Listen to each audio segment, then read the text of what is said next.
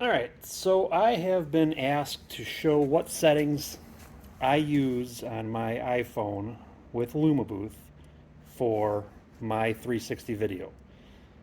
I'll show you what a typical video looks like and then kind of go over what settings I have. Now keep in mind um, that my settings were before the 3.7 update, so they are at the 720p resolution, but as far as how this goes, it's really not going to make a difference because you'll just change to the 1080p resolution.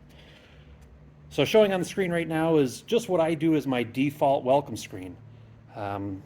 Because I do start on motion, I don't really need the button visible.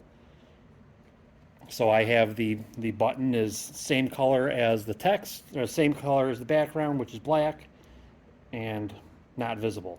I show this screen so that if I am casting this screen to another TV, or if someone happens to look at the screen while it's on the arm, this is what they see. So looking at the software here, I'm just in a basic event that I've used before, and we're going to just go into capture settings.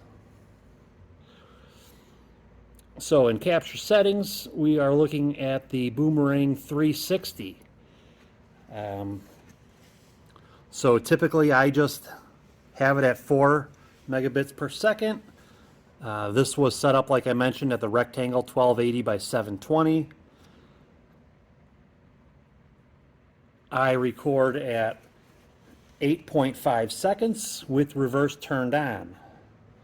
Now my timeline, I actually used something that somebody else had recommended, and I just kind of always stuck with it.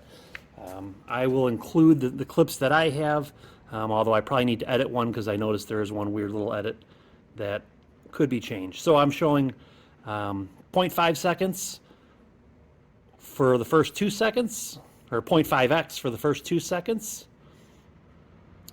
Then for the next 3 seconds, we go to 2x.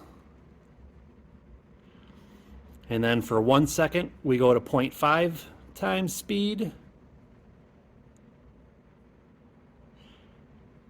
And this is where I would just combine these because for another second, I'm still at the 0.5x speed. Then I do 2 seconds at 1.75x, 4 seconds at 1x, 2 seconds at 0.5x, and the remaining 2 seconds at 1.25x is what I show my timeline. Now I did this a while ago. I've been told by LumaBooth support that the reverse speed, although is showing up on the timeline, they say that it is not affected by this timeline edits. I haven't really looked too closely. That's the timeline I have set up. That's what I use, and that is the setting that I have in my video that I'm showing accompanied with this video.